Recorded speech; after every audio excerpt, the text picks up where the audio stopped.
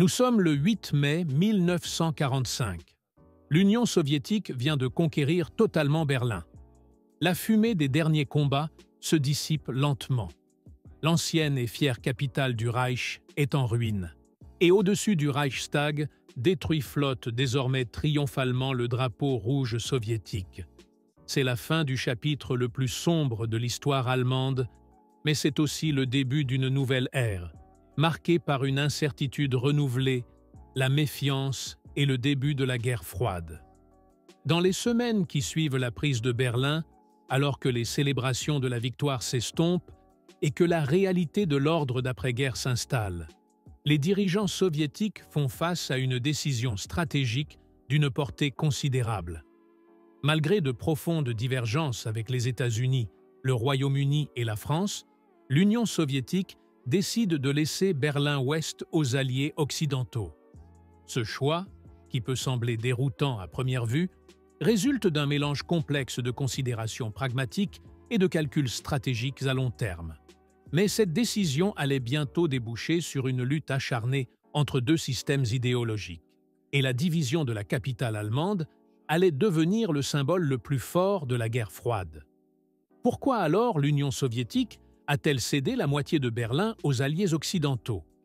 Quel calcul stratégique se cachait derrière cette décision? Et pourquoi cette décision a-t-elle mené Berlin au bord du gouffre? Toutes ces questions fascinantes seront explorées dans notre analyse d'aujourd'hui. Bonne lecture!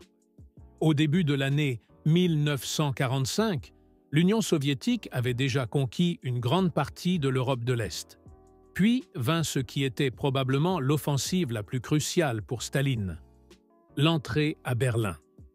Joseph Staline avait très tôt fixé comme priorité absolue la capture de la capitale allemande. Cela pour plusieurs raisons. D'une part, la ville n'était pas seulement le centre politique du régime nazi.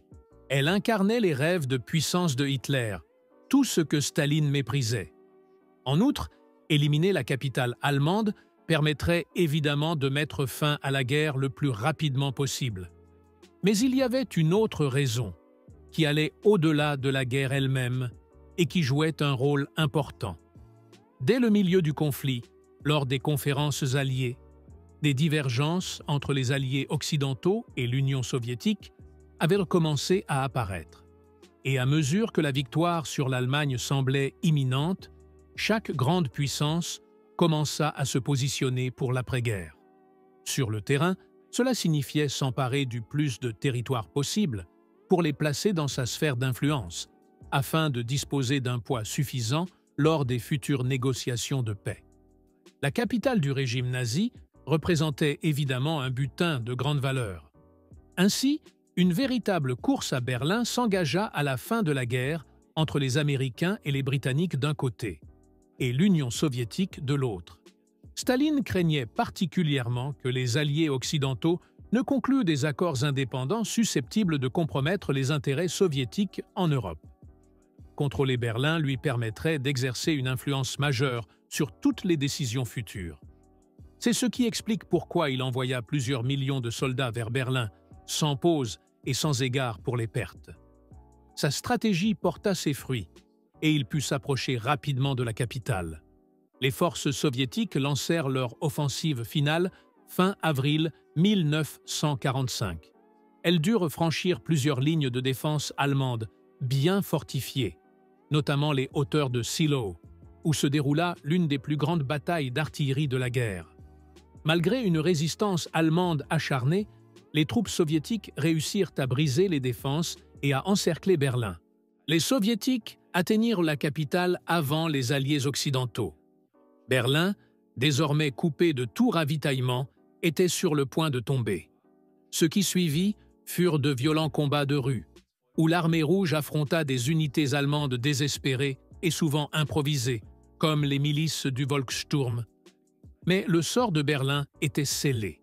Le 2 mai 1945, la garnison allemande de Berlin se rendit. Karlshorst, une banlieue de Berlin, devint le lieu de la cérémonie officielle de capitulation le 8 mai 1945, marquant la fin de la Seconde Guerre mondiale en Europe.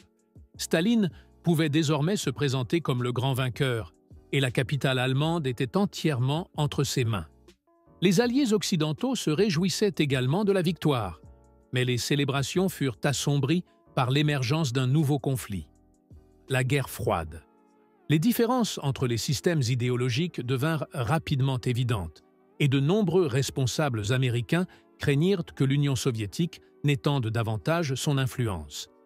Les puissances victorieuses se réunirent pour la première fois après la guerre lors de la conférence de Potsdam, afin de régler l'ordre d'après-guerre. Du 7 juillet au 2 août 1945, Joseph Staline, Winston Churchill et Harry S. Truman se rencontrèrent. La France ne participa pas aux discussions, bien qu'elle devienne plus tard une puissance occupante. Comparée aux conférences alliées précédentes pendant la guerre, la conférence de Potsdam révéla une méfiance profonde. De nombreux négociateurs américains craignaient que Staline ne rende jamais Berlin. Mais pour Staline, la capitale allemande était avant tout un levier pour atteindre d'autres objectifs. Il savait à quel point il était important, notamment pour les Américains, d'avoir une influence sur Berlin. Il put ainsi obtenir de nombreuses concessions, parmi lesquelles le déplacement des frontières occidentales de la Pologne et de l'Union soviétique, le contrôle de Kaliningrad, ainsi que la domination soviétique en Europe de l'Est. Bien sûr, Berlin n'était pas la seule monnaie d'échange de Staline, mais elle joua un rôle clé. En contrepartie, il accepta de diviser Berlin et l'Allemagne entière en 4 zones d'occupation. Staline calcula également que des conflits pourraient éclater entre les différentes zones d'occupation occidentales, dont l'Union soviétique pourrait bénéficier. Mais sur ce point, il se trompa. En 1947, les zones américaines et britanniques fusionnèrent pour former la Bisonne, créant ainsi une zone économique unifiée. Plus tard, la zone française rejoignit également cette union, formant la Trizone. Berlin se retrouva désormais divisé en 2 zones, Berlin-Ouest et Berlin-Est.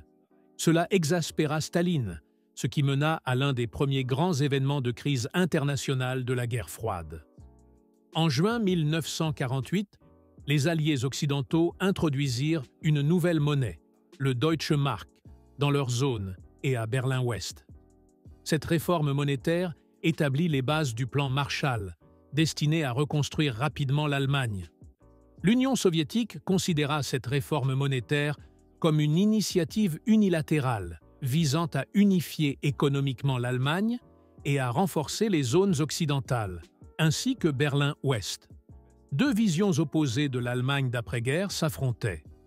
Les puissances occidentales voulaient une Allemagne démocratique et économiquement stable, intégrée au programme de reconstruction européen et contribuant à l'unification de l'Europe. L'Union soviétique, en revanche, souhaitait une Allemagne affaiblie, sous son influence, et incapable de représenter une menace. Ce choc idéologique bloqua les négociations alliées sur l'avenir de l'Allemagne. Pour Berlin, la situation s'aggrava.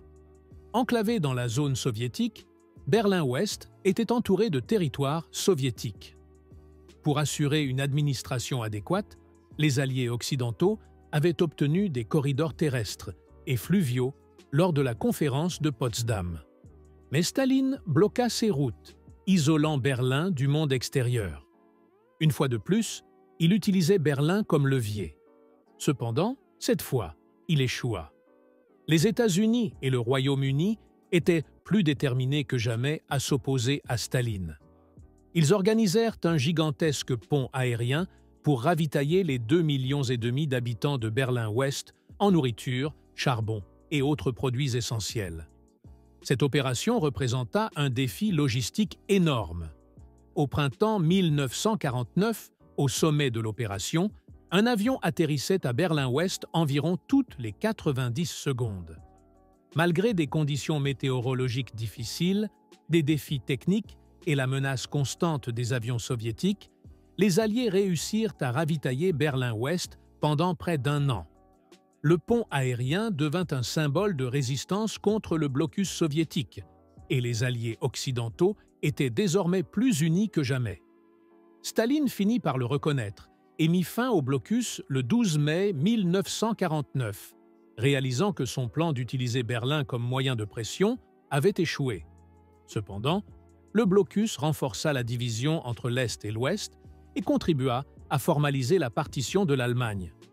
Quelques mois plus tard, la République fédérale d'Allemagne fut fondée à l'Ouest, suivie par la création de la République démocratique allemande à l'Est. Berlin resta divisé, et les tensions autour de la ville demeurèrent un point central du conflit de la guerre froide.